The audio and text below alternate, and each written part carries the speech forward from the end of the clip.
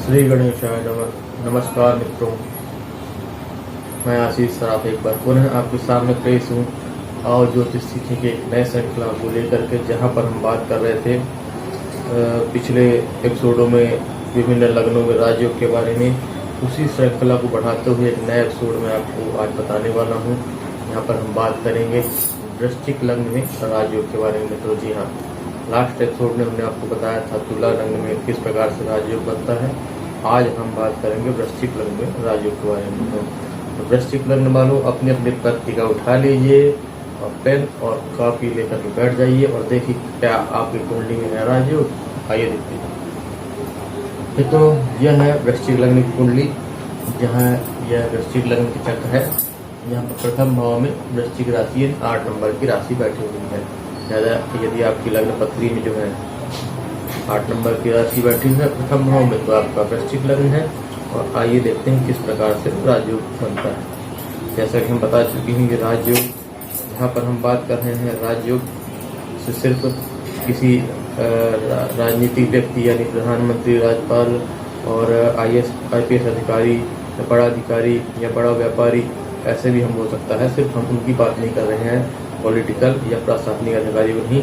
राजयोग का मतलब है ऐसे व्यक्ति से संबंधित है जो कि अपना जीवन एक राजा के समान व्यतीत करता है, जिसके पास सारे सुख, वैभव, धन संपदा, ऐश्वर्य के साधन होते हैं, गाड़ी, वाहन इत्यादि। हम उन राज्यों की बात कर रहे हैं। तो आइए देखते हैं क्या आपकी कुंडली में है राजयोग। यह वृश्चिक लग्न कुंडली में, तो यहाँ पर सर्वप्रथम हम कुंडली उठाएंगे किसी भी व्यक्ति की जन्म पत्रिका। तो हमें जो है लग्न लग्नेश के स्वामी जो होते हैं यहाँ पर बनते हैं मंगल। तो मंगल की स्थिति को अपनी आपकी जन्म पत्रिका में देख लीजिए, क्या मंगल उच्च के हैं, स्वराशि के हैं, मित्र राशि में है, स्वनवांश में है या उच्च नवांश में है। अगर आप ऐसे हैं तो आपकी जन्म पत्रिका में एक योग तो पहले ही ओके हो गया, क्योंकि लग्नेश का बहुत बड़ा महत्व है। अगर लग्नेश आप कुंडली में अच्छे योग में है तो निश्चित तौर पर आप विभिन्न योगों को भोगेंगे, अन्यथा कोई मतलब नहीं किसी भी प्रकार की योग का। तो लग्नेश का आपकी कुंडली बलवान होना बहुत जरूरी है। इसके बाद हम बात करते हैं वृश्चिक लग्न में जो राजयोगों के बारे में। तो आप अपनी जन्मपत्ति उठाइए और देखिए यहाँ पर कितने ग्रह उच्च के हैं, अपनी उच्च राशि में है। और उसमें भी सर्वप्रथम केंद्र भाव के ग्रह और त्रिकोण भाव को ग्रहों को विशेष महत्व दीजिए। यहाँ पर जो यहाँ पर केंद्र ग्रह के ग्रह हैं वह है आपके मंगल हो गए हैं, शनि हो गए हैं, शुक्र हो गए हैं, सूर्य हो गए हैं, ये केंद्र ग्रह के अधिपति हैं। और जो त्रिकोण भाव के अधिपति वह गुरु हैं और चंद्र हैं। और जो इनकी स्थिति को जरूर देख लीजिए कि कितने ग्रह उच्चांश में है यानी अपनी उच्च राशि में है और कितने ग्रह आपकी स्वराशि के हैं या मित्र राशि में है। तो जितने ज़्यादा ग्रह आपकी उच्च राशि में आपके लग्न पत्रिका में होंगे उतना ही बड़ा राजयोग आपकी कुंडली में फलित होगा। और जितने ग्रह आपके स्वराशि में होंगे उतना ही ग्रह बड़ा राजयोग आपकी कुंडली में फलित होगा। तो यह डिपेंड करता है कि कितने ग्रह स्वराशि के हैं, कितने ग्रह उच्च राशि के हैं। ठीक है, तो इसके पश्चात आप देखेंगे कुंडली में अपने कि आपके जो योगकारी ग्रह हैं, जो कुंडली में किसी पर्टिकुलर जो लग्न होता है वहाँ पर राजयोग बनाते हैं या योगकारी ग्रह कहलाते हैं। जैसे कि वृश्चिक लग्न में हम बात करें, अगर राजयोग बनाने वाले ग्रह हैं जिनको हम राजयोग की परिभाषा में मिलाते हैं वो होते हैं 9 और 10 भाव के स्वामी, पंचम भाव के और लग्न स्थान का स्वामी जो होता है राजयोग कारक ग्रह माने जाते हैं। तो यहाँ पर जो है आपका राजयोग कारक जो ग्रह हैं वह है सूर्य जो कि 10वें स्थान के स्वामी हैं, चंद्र जो कि 9वें स्थान यानी भाग्य स्थान के स्वामी हैं, गुरु जो कि 5वें स्थान के स्वामी हैं और आपके द्वितीय स्थान यानी धन भाव के स्वामी भी हैं। और उसके बाद मंगल जो कि आपके स्वयं लग्नेश हैं और षष्ठेश यानी कि 6ठे स्थान के स्वामी हैं। तो अगर आपकी जन्मपत्री में इन चारों ग्रह अपनी अपनी उच्च राशि में हैं या अपने अपने स्वराशि में हैं तो ये 100% आपकी कुंडली में लिख के रख लीजिए कि आपकी जन्मपत्री एक राजयोग फलकारी पत्री है और आप एक राजा तुल्य जीवन व्यतीत करेंगे। आपके पास धन, वैभव, सत्ता, संपन्नता, गाड़ी, घोड़ा, वाहन सब कुछ होगा। ठीक है, तो इसके बाद आइए अब हम बात करते हैं कुछ सफल युतियों के बारे में वृश्चिक लग्न में ही। वृश्चिक लग्न में जो सफल युति होती है यानी केंद्र और त्रिकोण भाव के स्वामियों की युतियाँ होती हैं, जिनके योग बनने से आपकी जन्मपत्री में, आपकी कुंडली में सहज रूप से एक सफल, और उसको हम राजयोग भी कह सकते हैं, राजयोग का सृजन हो जाता है, एक अच्छे योगों का सृजन होता है। तो आइए देखते हैं वो कौन कौन सी युति हैं और कौन कौन से ग्रह बनाते हैं। तो अगर आपकी जन्मपत्री वृश्चिक लग्न की है तो वहाँ पर देखिए क्या आपकी कुंडली में चंद्र और मंगल की युति हो रही है, केंद्र त्रिकोण भाव में, या कहीं पर भी चंद्र या शनि की युति हो रही है केंद्र या त्रिकोण भाव में, या कहीं पर भी सूर्य और चंद्र की युति हो रही है केंद्र या त्रिकोण भाव में, नवम या दसम भाव में, या कहीं पर भी चंद्र या शुक्र की युति हो रही है केंद्र या त्रिकोण भाव में, या किसी भाव में। अगर ये युतियाँ आपकी वृश्चिक लग्न वालों आपकी कुंडली में हो रही हैं तो निश्चित तौर पर ये युतियाँ बहुत सफल योग प्रदान करने वाली हैं आपको, आपके जीवन में। तो आप जो है इस चीज़ को राइट डाउन कर लीजिए। अब बात करते हैं यहाँ पर आपके राजयोग के बारे में, जो जनरली लोग समझते हैं। भाग्य स्थान के स्वामी और आपके भाग्य स्थान के स्वामी और कर्म स्थान के स्वामी, अगर किसी व्यक्ति की जन्म पत्री में इन दोनों के योग हो जाए, जैसे वृश्चिक लग्न में सूर्य और चंद्र मिलकर के दसम भाव में बैठ जाए, सूर्य और चंद्र मिलकर के आपका भाग्य स्थान में बैठ जाए, तो सहज रूप से ही एक राजयोग का सृजन हो जाता है मित्रों। यहाँ पर दूसरा, सूर्य और चंद्रमा की दृष्टि संबंध हो जाए मित्रों, यह एक दूसरे को देख रहे हो, यानी कि या तो पूर्णिमा का दिन होगा जब सूर्य चंद्र आमने सामने होते हैं, या अमावस्या का दिन होगा जब सूर्य और चंद्र एक साथ होते हैं। तो अगर ऐसा होता है तो भी राजयोग सृजन हो जाता है। अब हम बात करेंगे तो यहाँ पर बुध की, बुध यहाँ पर लाभेश हो जाते हैं, लाभ स्थान के स्वामी हैं। अगर यहाँ पर सूर्य चंद्र और बुध इन दोनों को यदि 11वें स्थान पे, 10वें स्थान पे या 9वें स्थान पे कहीं पर भी हो जाती है तो इससे भी एक प्रबल राजयोग का सृजन हो जाता है। वैसे मित्रों देखा जाए कुंडली में तो राजयोग तो किसी भी प्रकार से कहीं से भी बन सकते हैं। राजयोग मतलब वह आपके लग्न स्थान से बनता है, दसम स्थान से बनता है, सप्तम स्थान से बनता है, चतुर्थ स्थान से बनता है। तो जिस भी भावाधिपति आपकी कुंडली में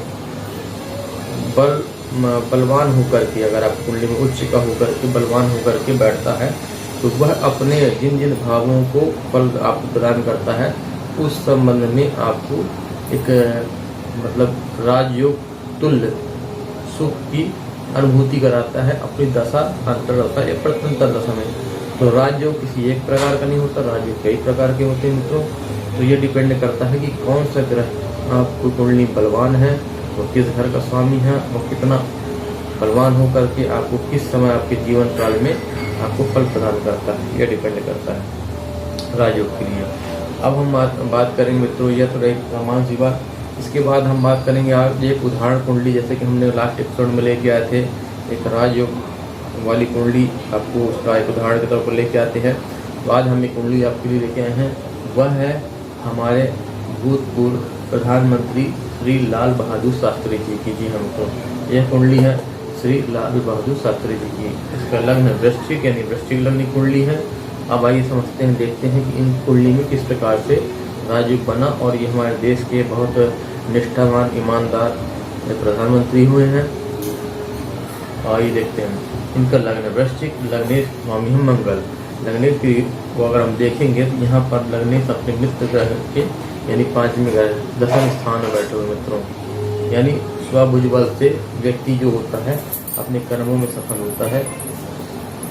मंगल यहाँ पर दिग्बली है, दसम स्थान में मंगल दिग्बली हो जाता है, तो लग्नेश होकर के मंगल दिग्बली होकर के बैठा होता है, पहला योग। दूसरा योग मित्रों यहाँ पर देखेंगे हम, सूर्य दसम स्थान के स्वामी होकर के 11वें स्थान में बैठे हैं जो कि मित्र राशि है, और जो 11वें स्थान के लाभेश स्वामी हैं वह आपके 10वें स्थान में बैठे हुए हैं, यानी यह राशि परिवर्तन दूसरा योग हो गया।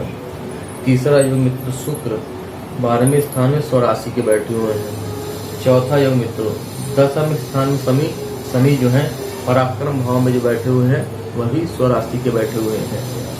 इसके साथ साथ कुंडली में राहु और केतु चौथे और 10वें स्थान बैठे हुए हैं।